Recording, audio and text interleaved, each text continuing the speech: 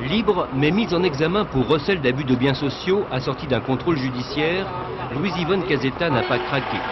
Mise en cause par plusieurs dirigeants de la Société de Travaux Publics Mazotti, l'ex-argentière officieuse du RPR est soupçonnée d'avoir collecté des pots de vin pour son parti et son compte personnel en échange de marchés publics de la ville de Paris.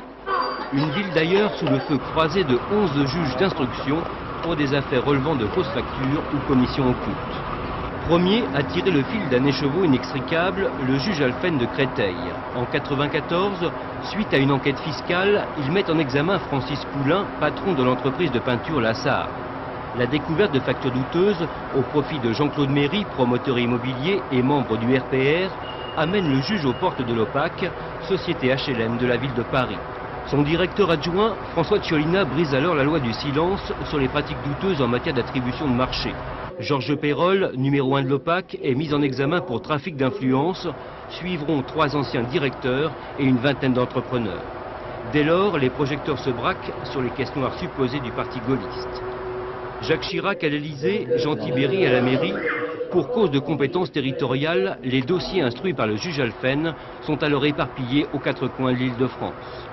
Les Hauts-de-Seine, avec notamment la fuite rocambolesque de Didier Schuller, ancien directeur de l'office HLM. Les Yvelines, avec la mise en examen d'un entrepreneur membre du RPR pour 60 millions de fausses factures.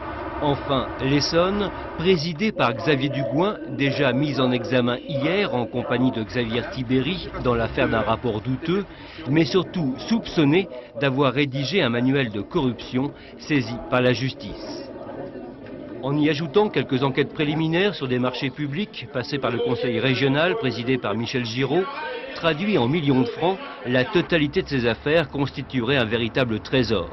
En la matière, de quel secret Louise Casetta, alias la cassette du RPR, est-elle dépositaire? Le mystère reste entier pour celle qui fait désormais figure de dernier rempart entre une affaire locale et une affaire d'État.